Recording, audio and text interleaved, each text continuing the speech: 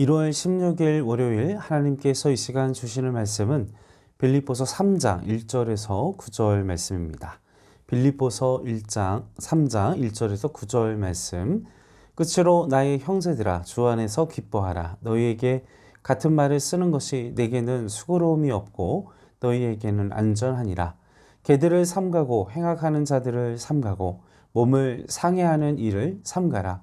하나님의 성령으로 봉사하며 그리스도 예수로 자랑하고 육체를 신뢰하지 아니하는 우리가 곧 할례파라. 그러나 나도 육체를 신뢰할 만하며 만일 누구든지 다른 이가 육체를 신뢰할 만한 것이 있는 줄로 생각하면 나는 더욱 그러하리니 나는 8일 만에 할례를 받고 이스라엘 족속이요 베냐민 지파요 히브리인 중에 히브리인이요 율법으로는 바리새인이요 열심으로는 교회를 박해하고 율법의 의로는 흠이 없는 자라. 그러나 무엇이든지 내게 유익하던 것을 내가 그리스도를 위하여 다 해로 여길 뿐더러 또한 모든 것을 해로 여김은 내 주 그리스도 예수를 아는 지식이 가장 고상하기 때문이라. 내가 그를 위하여 모든 것을 잃어버리고 배설물로 여김은 그리스도를 얻고 그 안에서 발견되려 함이니 내가 가진 의는 율법에서 난 것이 아니요 오직 그리스도를 믿음으로 말미암은 것이니 곧 믿음으로 하나님께로부터 난 의라. 아멘. 사도 바울은 자신의 인생, 자신의 삶을 예수님을 최고의 가치로 여기면서 살아갔습니다. 또한 예수님이 그를 위하여 자신의 목숨을 버리신 그 사랑을 뼈 깊이 체험했기 때문에 그래서 1절에 보면 나의 형제들아 주 안에서 기뻐하라 라고 빌립보 교회 성도들에게 권면하는 것을 보게 됩니다. 자, 끝으로란 말은 어떨 때 많이 씁니까? 이제 결론을 이야기할 때 중요한 핵심을 다시 한번 정리하고 얘기하고자 할 때 이런 표현을 많이 쓰지요. 결론적이 하는 말이 주 안에서 기뻐하라. 바울은요, 이 기뻐하라는 표현을 이 빌립보서에서 16번이나 강조해서 말하고 있습니다. 그래서 빌립보서를 기쁨의 서신이라는 별명도 가지고 있습니다. 자, 그런데 이 기뻐하라라는 내용이 뭔가 좀 부와 아니면 사회적 위치와 또 모든 형편들이 좋아가지고 막 이런 사람이 자, 여러분 기뻐하십시오 라고 얘기했을 때 삶의 형편이나 상황들이 여의치 않은 사람들에게 있어서는 참 당신은 기뻐할 것이 있으니까 그러지만 나는 참 힘들어서 삶이 이렇게 이야기를 할 수 있을 것입니다. 그런데 바울은 지금 어떤 상황입니까? 복음 때문에 지금 감옥에 갇혀서 또 생명의 위협과 갖은 고초와 어려움을 당하는 그런 사람이었는데도 불구하고 모든 것을 잃어버렸던, 그러니까 세상적으로 봤을 때는 모든 것을 잃어버린 사람, 오직 예수밖에 없는 사람, 또 그마저 자유마저 빼앗겨버린, 그리고 어떤 생명의 존속, 감옥 안에서 얼마나 죽음의 위협과 이런 여러 가지 그런 이 감옥이라는 상황 속에서도 기뻐하라 라고 이야기를 한 그 바울의 고백 자체가 얼마나 우리에게 위로가 되고 설득력을 우리에게 주는지 알 수 없습니다. 바울은 자신은 너무나도 힘들고 그 괴로운 상황 가운데에서 또한 그의 생명이 또 그의 앞날이 또 어찌 될 수 없는 예측할 수 없는 일촉즉발의 상황 속에서 그는 성도들에게 너희는 기뻐하라. 그리고 그런 상황 속에서 눌려있고 두려움이 있는 게 아니라 정말 그의 마음 속에 오직 하나님의 백성, 하나님의 자녀, 또 자신을 복음으로 사역자로 그렇게 부르시고 그 복음을 위한 기쁨으로 충만한 상황 가운데 세상적으로는 기뻐할 것이 없는 사람처럼 보이지만 예수님 때문에, 복음 때문에, 그거 하나 때문에 기쁨으로 넘쳐서 성도들에게 이와 같이 권면하고 있다는 것입니다. 그의 이 기뻐하라는 기쁨의 내용, 첫 번째는 무엇입니까? 바로 구원 때문에 내가 하나님의 자녀, 그리고 예수님이 나의 주인 되신 것, 하나님이 나의 아빠가 되어주신 것, 하나님이 나의 삶을 책임져 주실 것이라는 그것 때문에 우리는 기뻐해야 할 줄로 믿습니다. 내 안에 예수님이 계셔서, 그리고 내 안에 예수님이 영원히, 여러분 영원히 함께하는 친구는 없지 않습니까? 참 드물죠. 어렵습니다. 영원히 함께 하시는 친구 되어주시고 애인 되어주시고 나의 모든 것이 되어주시는 그 주님, 그분이 나와 함께 하시기 때문에 우리는 기뻐할 수 있어야만 한다는 것입니다. 마지막 셋째로는 우리가 하늘나라, 주님의 나라, 주님께서 내게 앞으로 허락하신 그 하나님의 나라에서 주는 이 세상의 것과는 다른 영원한 하나님의 축복, 영원한 하나님의 생명 때문에 우리는 기뻐해야 할 줄로 믿습니다. 이 기쁨은 영적인 기쁨입니다. 이 영적인 기쁨이 넘쳐나서 내가 세상적으로는 힘들고 어려울지라도 이 영적인 기쁨 때문에 우리가 주 안에서 기뻐할 수 있는 주님의 은혜가 여러분들의 삶 가운데, 그리고 여러분의 이 지나가는 이 인생이라는 이 험난한 세월 속에 우리가 주께서 주시는 그 영적인 기쁨으로 충만해서 온전히 승리할 수 있는 은혜가 있기를 주님의 이름으로 간절히 축원합니다. 자, 2절 말씀에는 이제 권고와 경계의 말씀이 계속되어지고 있습니다. 2절 말씀을 보십시오. 좀 뭔가 좀 과격하고 좀 더 무시무시한 막 이야기들 하죠.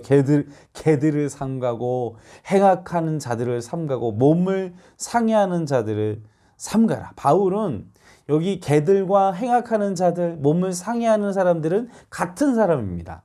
몸을 상해한다는 것은 몸에 할례를 하는 율법주의자들을 이야기를 하고 있는 것이죠. 심지어 그들을 개들이라고 바울은 표현을 하고 있습니다. 왜냐하면 그가 열심히 하나님의 교회들을 세우고 믿음으로 이신칭의로 믿음으로 구원을 얻는다고 하는데 자꾸만 할례를 얘기하고 교회를 깨뜨리고 교회를 분열시키고 교회를 파괴하고 교회를 박해하는 이들 때문에 얼마나 바울이 속상하고 화가 나며 이렇게 과격한 표현을 쓰고 있는 걸까요? 이들은, 이 율법주의자들은 주 안에 있는 자들은 주 밖에 있는 자들입니다. 그들의 인생은 기뻐할 수 없습니다. 그들의 인생은 하나님 안에서, 주 안에서 기뻐할 수 없는 인생입니다. 왜냐하면 율법 안에서만 매여 있고 예수님이 없기 때문입니다. 예수님이 그들의 주인이 아니기 때문입니다. 그들의 인생에서 율법이 최우선이고 율법이 그들의 주인이 되어져 버리기 때문에 바울은 이런 율법주의자들을 삼가하도록 권면하고 있습니다. 그들을 경계하도록 얘기하고 있습니다.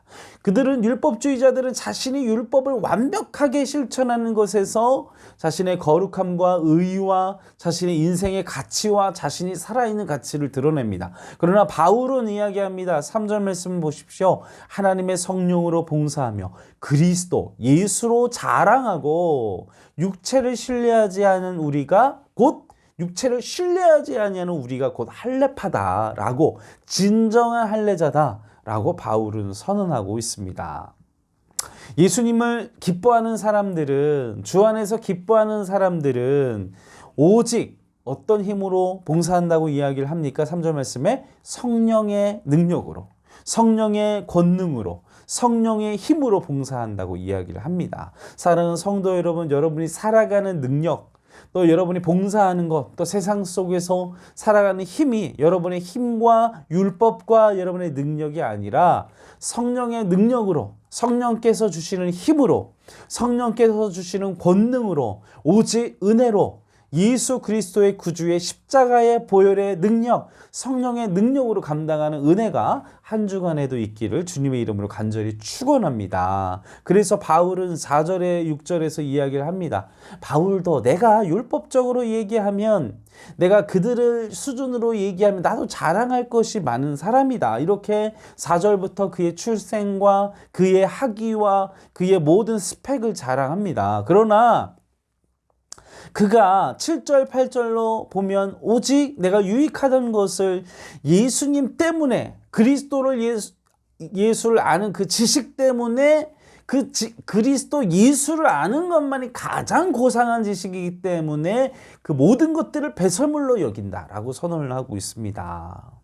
그가 그 모든 것들을 세상의 모든 스펙, 그런 율법, 세상에 얘기하는 스펙들을 다 배설물로 여기는 이유는 무엇입니까? 그러므로 인해서 8절 말씀에 보면 누구를 얻어요?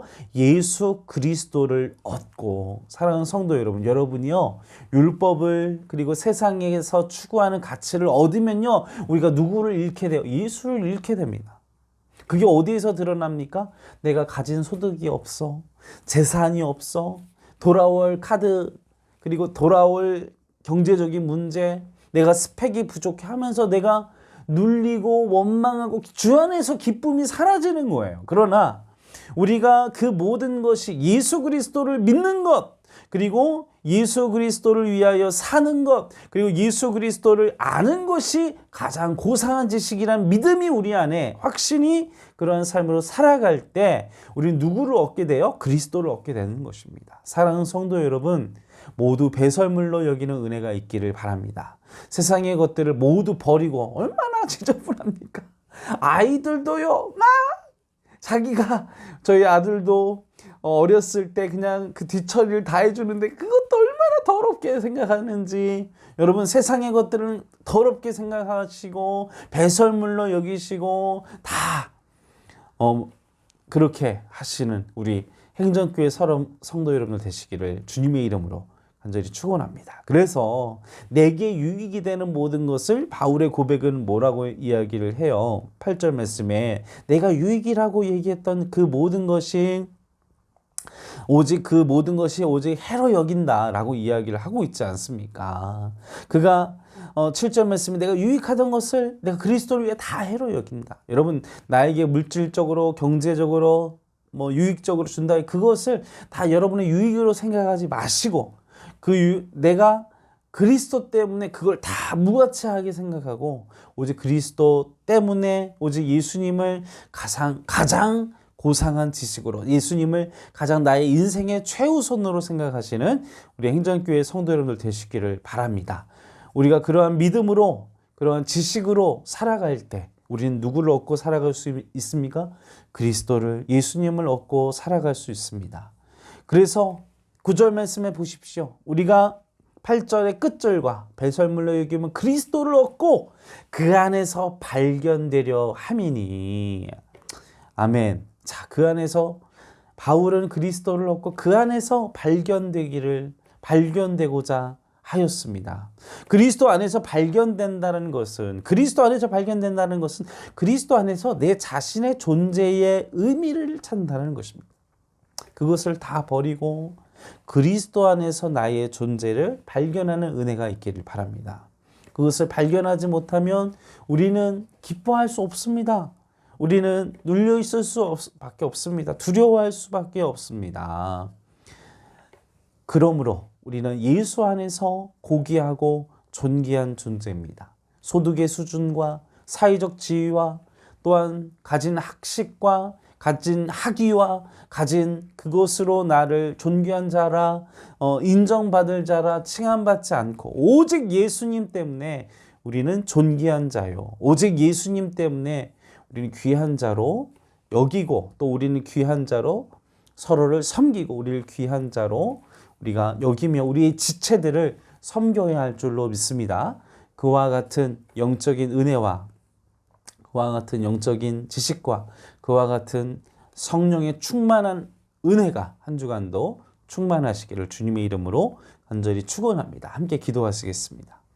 아버지, 내가 세상의 모든 것들을 오직 하나님의 나라와 그리스도의 유익을 위하여 살게 하시고 세상의 가치와 율법과 세상의 모든 유익되는 모든 것들을 나의 주인으로 삼지 않게 허락하여 주시옵소서. 오직 예수님 때문에 그 예수님과 하나님의 나라를 위하여 그 모든 것들을 경계하고 주의하고 청지기 의식을 가지고 하나님의 공의 안에서, 하나님의 정의 안에서, 하나님의 진리 안에서, 말씀 안에서 내가 이 모든 유익과 세상의 모든 것들과 또 나의 사회적 지위와 내가 가진 모든 것들을 지혜롭게 사용하게 하시며 배설물로 여기게 하시고 지혜롭게 사용하게 하시고 오직 내가 배설물로 여김은 그 안에서 예수의 가치, 예수 안에서, 그리스도 안에서 나의 존재의 가치를 발견하는 한 주간 되게 허락하여 주시옵소서. 내가 세상의 가치로 살지 않게 하시고 하나님의 가치, 내가 예수님을 믿기에 하나님의 자녀이기에 내가 존귀한 자임을 깨닫는 은혜가, 그러한 삶으로 나아가기를 간절히 소원하며 우리를 구원하신 예수님의 이름으로 간절히 축원하옵나이다. 아멘.